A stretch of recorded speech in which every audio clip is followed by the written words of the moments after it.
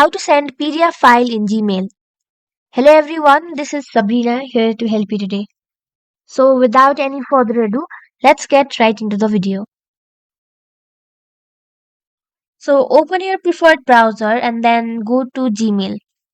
After that, go to Compose and then write to whom you want to send the mail. Then over here in the script section, go to Attach Files. And now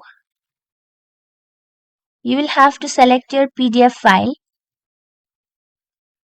This is a PDF file and then simply open it. Now simply add the recipient and send it. So that's how you do it. Thank you for watching this video. Make sure to like, share and subscribe to our YouTube channel. If you got any questions, comment them down and I'll catch you in the next one.